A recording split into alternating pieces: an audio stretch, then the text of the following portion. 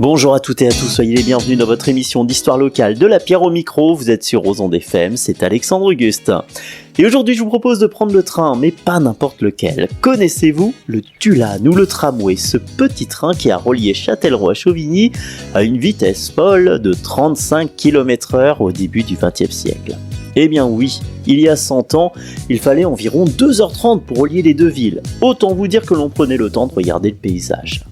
Après récit, j'aurai le plaisir d'accueillir monsieur Jean-Paul Brajard, chercheur au Centre Châtelleraudais d'Histoire et d'Archives, spécialiste de l'histoire de la petite ligne de tramway Châtellerault-Chauvigny. Il débriefera avec nous et nous apportera son regard d'expert sur cette ligne finalement pas comme les autres. Chers amis, vous êtes sur Aux Ondes FM, voici l'histoire du petit train de Chauvigny, place au récit. De la pierre au micro, les petites histoires racontent la grande histoire de Châtellerault sur Radio Aux Ondes. Il est fou de voir lorsqu'on s'y attarde combien cette petite ligne a laissé des traces entre Châtellerault et Chauvigny. Tantôt un pont comme à Senon ou une gare comme à Vouneuil-sur-Vienne, Châtellerault, Bonneuil-Matour, ou des tracés de route comme celle entre Senon et Vouneuil ou Bonne et Chauvigny.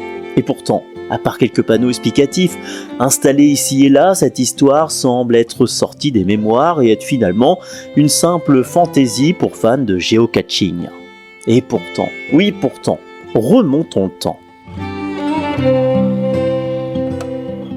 Nous sommes en 1851 en pleine révolution industrielle. Châtellerault avec sa manufacture s'est démarquée.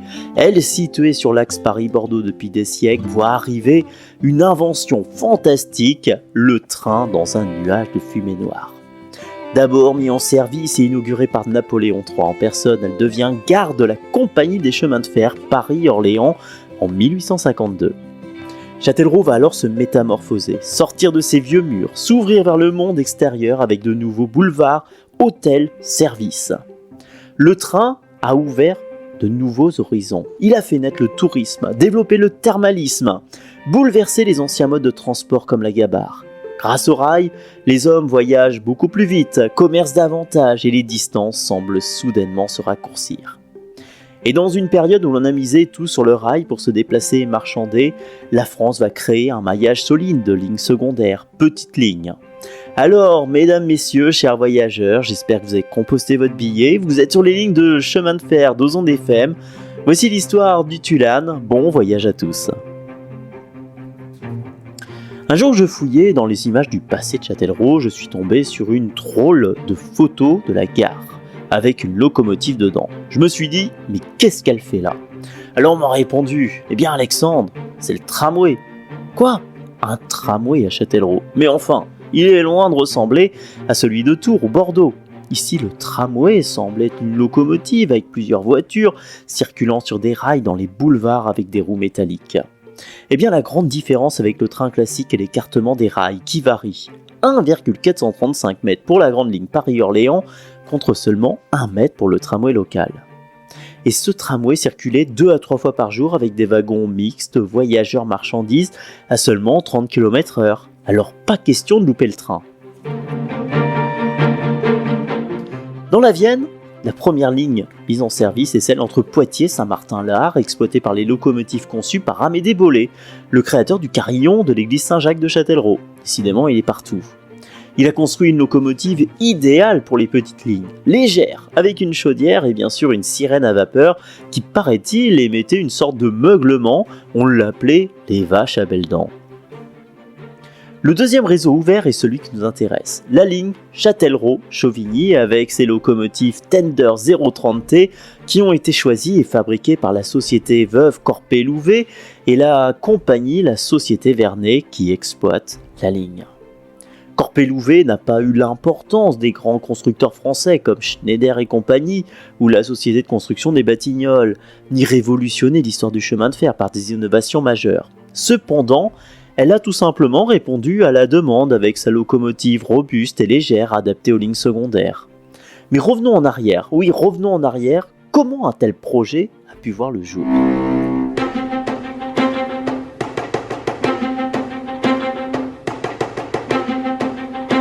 En 1870, alors que le département de la Vienne envisageait une ligne entre Châtellerault et Chauvigny, la France possédait déjà 22 000 km de voies ferrées grâce au fameux plan Freycinet, conçu pour faciliter la circulation des personnes et des marchandises. Et la Vienne était déjà bien pourvue avec les lignes Châtellerault, Loudun, Le Blanc, Le Dorat et bien sûr la fameuse Poitiers-Chauvigny. Cependant, aucune voie ne reliait directement Châtellerault à Chauvigny sans passer par Poitiers, bien que la vallée naturelle de la Vienne s'y prête parfaitement. Alors une société privée imagina la création de ce que deviendra plus tard la Société des voies ferrées d'intérêt local, la fameuse VFEP. Dès 1866, M. Kieffer proposa une ligne ferroviaire à voie normale entre Châtellerault et Chauvigny, soutenue par le conseil municipal de Chauvigny, qui désirait réaffecter des fonds initialement prévus pour la canalisation de la Vienne. À cette époque, la batellerie était déjà dépassée, et malgré une subvention de 15 000 francs, le projet est abandonné. En 1877, M. Poggioli, Fresson et Voruse suggèrent une nouvelle ligne secondaire de 91 km longeant la vallée de la Vienne, reliant Lésigny, Châtellerault, Chauvigny et Lussac avec une vitesse maximale de 20 km/h. Mais ce projet aussi fut laissé de côté.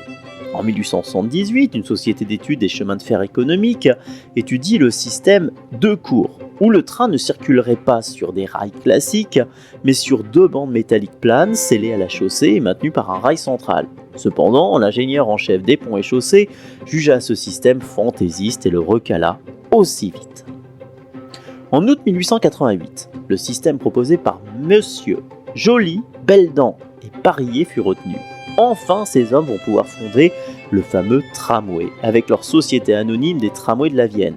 Sa société offrit à la Vienne son premier réseau d'intérêt local inauguré le 14 octobre 1895 entre Poitiers et Saint-Martin-l'Art, préfigurant même la Société des tramways de Poitiers, connue pour leur tram des boulevards. En 1901, face aux bons résultats obtenus sur cette ligne, le département décide la construction de 3 nouvelles lignes, L'Encloître-Lavauceau-Lusignan, Poitiers-Lavauceau et enfin Châtellerault, Chauvigny et Bourrès. C'est ainsi que les ingénieurs imaginent, dessinent l'itinéraire idéal du tramway face aux contraintes naturelles des rivières de dénivelé assez importantes entre Chauvigny et Châtellerault.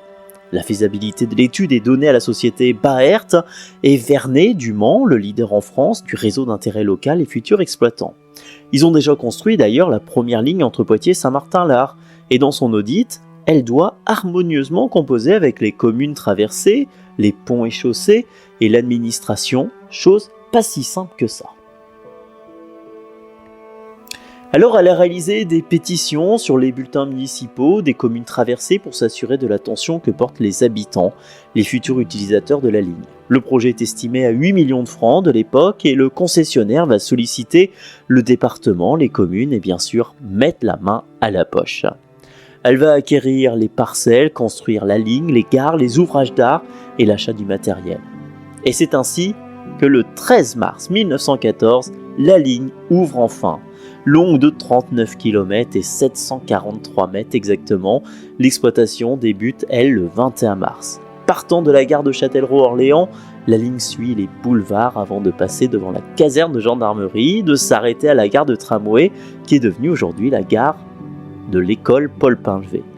Elle continuait ensuite son petit bonhomme de chemin vers Ozon, puis Senon, en traversant la Vienne sur un pont construit spécialement pour l'occasion, puis Vouneuil-sur-Vienne, Bonneuil-Matour, La Chapelle-Moulière, Ligné, Lavoux, Bonne, puis enfin Chauvigny.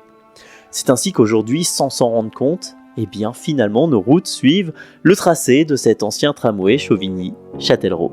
Ah, il est temps de s'arrêter en gare.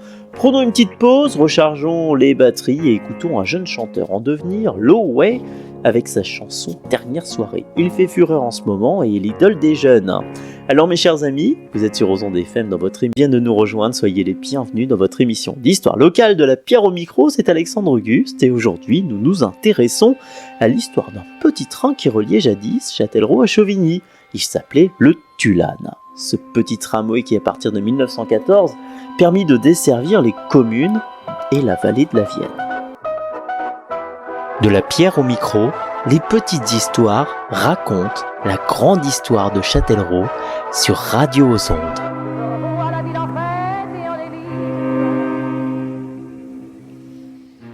Le 13 mars 1914, après de longs mois de travaux, la ligne ouvre en grande pompe. Mais je vous propose maintenant de nous arrêter quelques instants sur un ouvrage qui représente parfaitement cette ligne, le pont de Senon-sur-Vienne. Ce pont a été une véritable amélioration majeure pour le village. Et vous allez voir, il n'a pas été tout simple de le construire. En 1909, à la demande du village, il était essentiel de construire un pont pour remplacer le vieux bac. Et la construction du tramway est l'occasion. 105 mètres de long, un tablier métallique de type Eiffel, comme on le dit, construit à Jaune-Éclan, soutenu par 6 palets métalliques et des piles de maçonnerie espacées de 15 mètres. Voici ce fabuleux pont que l'on emprunte encore pour traverser la Vienne. La largeur permettait le passage des tramways, des piétons et même des charrettes. Les travaux ont duré 3 ans, il a été inauguré le 31 mars 1913 et cette inauguration a failli être compromise par une crue majeure de la Vienne. Et oui, une pile montra des signes de fragilité nécessitant l'intervention d'un scaphandrier venu de La Rochelle.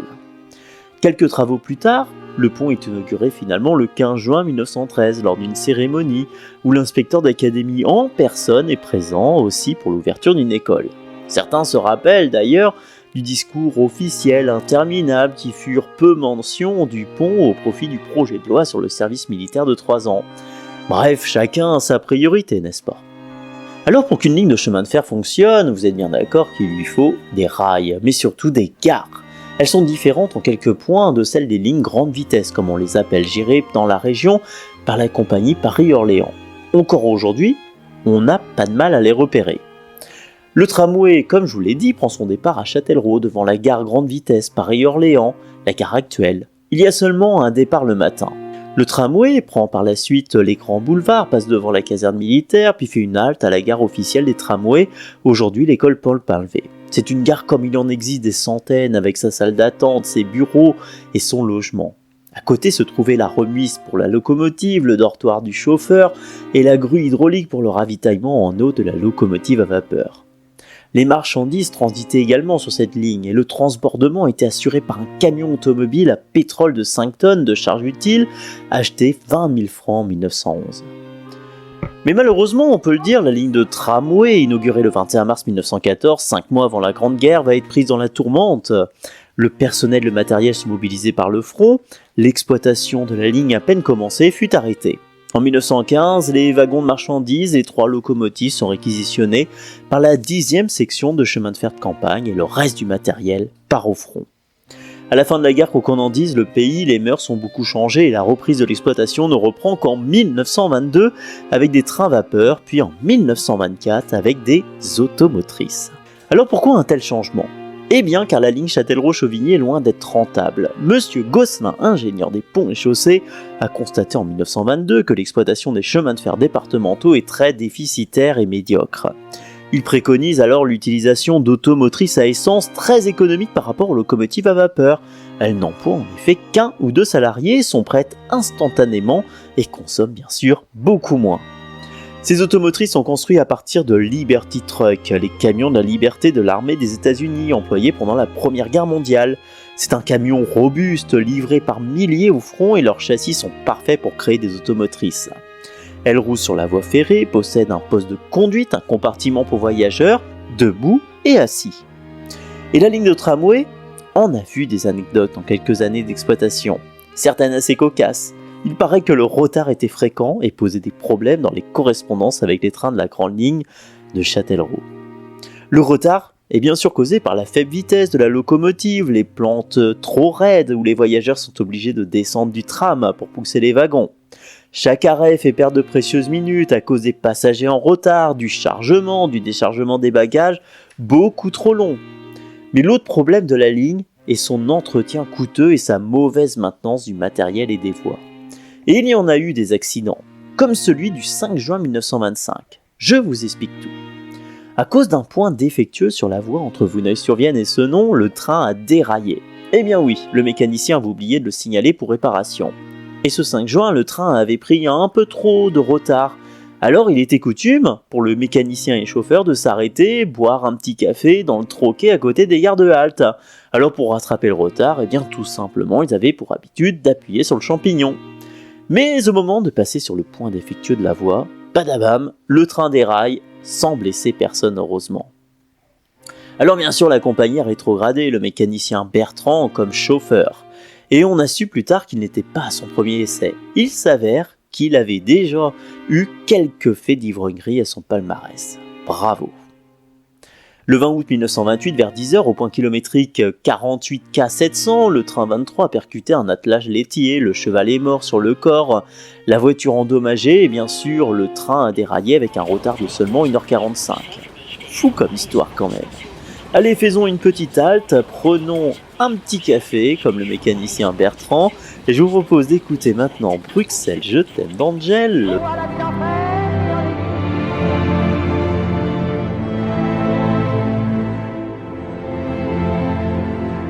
Et ce qui devait arriver est arrivé. L'arrêt de la ligne au bout d'à peine 15 ans de service. Le 28 septembre 1932, le département prend la lourde décision de déclasser et de racheter le réseau.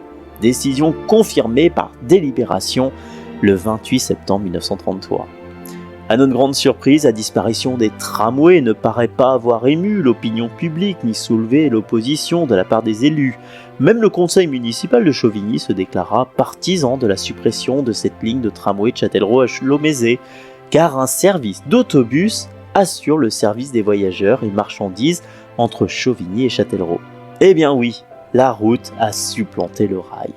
Alors bien sûr, certains ont tout fait pour sauver la ligne, mais sans succès, et la ligne fut très vite déposée, les voies vendues aux enchères, ainsi que les gares et les terrains.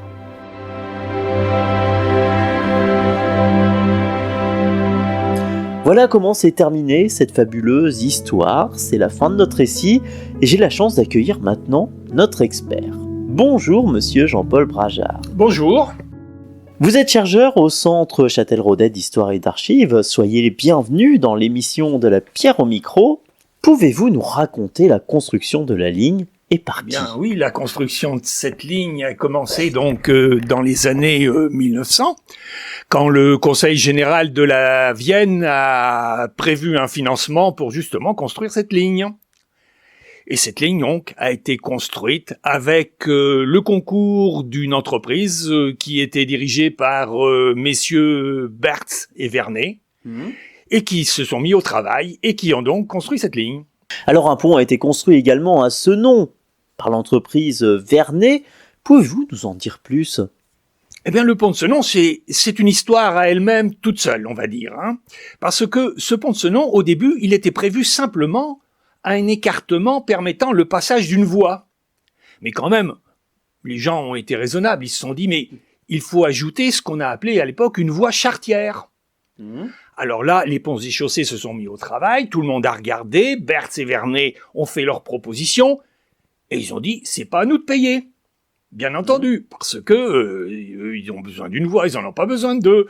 Mais devant quand même la nécessité de circuler entre Senon et la départementale à l'époque numéro 4, eh bien on a décidé donc d'adjoindre à ce pont une voie charretière. Et ceci a été payé par la ville de Senon. Ah oui, pouvez-vous nous définir maintenant ce qu'est un tramway, puis combien de gares étaient sur ce trajet ? Était-il possible finalement de s'arrêter ? Bien, un tramway, par rapport à un train, il n'y a pas en fin de compte une grosse différence. Les deux peuvent être absolument identiques, sauf qu'on appelle tramway un train qui en fin de compte se déplace principalement sur une voie existante, en l'occurrence les routes chez nous, et ceci justement on l'a appelé tramway. Alors on l'a appelé tramway sur la voie de Châtellerault à Chauvigny parce que il empruntait les 2/3 de son parcours sur une route existante. Les gares. Alors en fin de compte, les gares, on avait des gares principales, des gares secondaires. Les gares principales, donc on avait donc Châtellerault, on avait Bonneuil-Matour, on avait Vouneuil et on avait donc Chauvigny. Ces gares avaient cette particularité, c'est qu'il fallait d'abord entreposer les colis pour les transporter. Il y avait une petite maintenance pour le matériel. Alors la maintenance pour le matériel, c'était surtout Châtellerault et Chauvigny. D'accord. Et principalement, il y avait des gares où il fallait approvisionner en eau. Car je vous rappelle que c'était des trains à vapeur, et donc il fallait donc un point d'eau pour les approvisionner, parce que ça consommait beaucoup d'eau. ou peut-être que le réservoir était très petit. Parce qu'il y avait ce qu'on appelait les gares et les arrêts. Ouais. C'est-à-dire qu'il y avait les gares là où il y avait des bâtiments, avec tout ce qu'il fallait pour recevoir les gens, les accueillir. Il y avait aussi les arrêts. Alors les arrêts, c'était rien. C'était simplement un point prévu pour s'arrêter. Alors je me demande, et je me pose la question, je suis à peu près sûr que ça devait être des arrêts temporaires ou à la demande. C'est-à-dire que s'il y avait des gens au bord de la voie, ils faisaient signe au train de s'arrêter, et le train s'arrêtait s'il y avait des voyageurs à descendre, bien entendu. Mais que transportait-on en plus des passagers sur cette ligne ?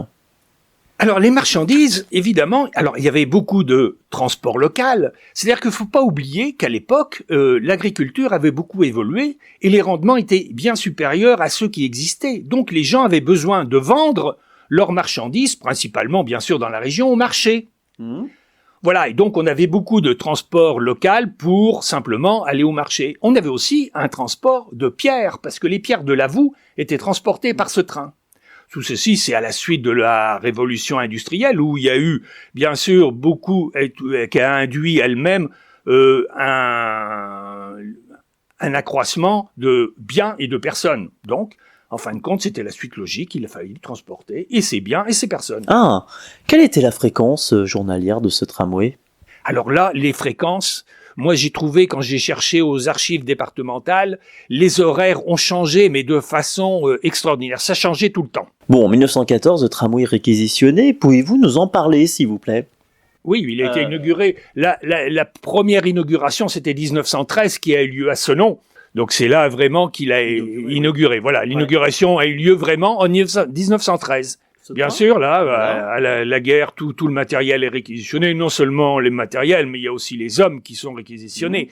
Par contre, il y a une chose étrange qui arrive quand même, c'est qu'il reste des fonds sûrement à dépenser, car on continue à travailler un peu sur la ligne de Chauvigny à Bourrès, qui, elle, n'était pas faite encore. Et en 1922, le tramway à vapeur laisse sa place à l'automotrice. On passe sur des automotrices pour des soucis d'économie, bien sûr, mais il n'y avait pas... Les automotrices ont fonctionné, mais le train aussi continue à fonctionner. Hein. D'accord. Mais ce qui est très curieux, c'est que les automotrices, en fin de compte, on raconte... Maintenant, tout le monde sait ce que c'est qu'une Micheline.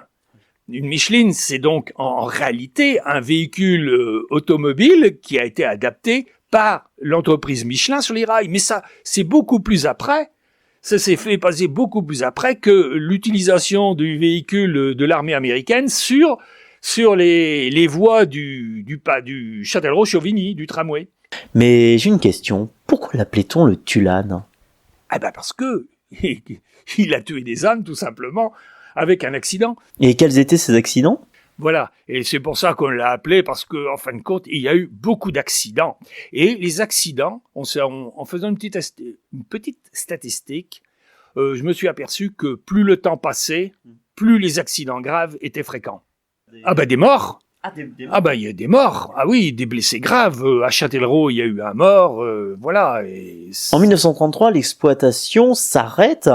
Mais quelles sont les raisons ? Bien, l'arrêt de la voie, parce que des progrès ont été faits, les routes se sont améliorées, on a fait ce qu'on a appelé à l'époque, on a goudronné les routes, donc elles étaient beaucoup plus confortables. Donc évidemment, les véhicules automobiles ont pu circuler de façon régulière et satisfaisante sur ces voies. Et alors, ce qui est assez curieux, c'est quand même que l'entreprise principale qui a exploité les autobus entre Châtellerault et Chauvigny en même temps que le tramway appartenait à Vernet lui-même. Donc en fin de compte, si on regarde bien, c'est même l'entreprise Vernet qui a fait que le tramway était difficilement rentable et pas très pratique en fin de compte. C'est l'entreprise que tous les Châtelleraudais ont connue, qui s'est appelée la Stao, les transports Vernet, etc. Ah, enfin, il existe une musique. Vous l'avez restaurée, paraît-il ? Eh oui, les gens sont toujours un peu facétieux. Donc, vu les capacités de ce train à respecter ses horaires, il y a certains chansonniers locaux ont donc composé une musique qui se moquait bien du tramway et du temps qu'il fallait pour rejoindre simplement Châtellerault et Chauvigny. Allez, écoutons-la tout de suite, cette musique du Tulane.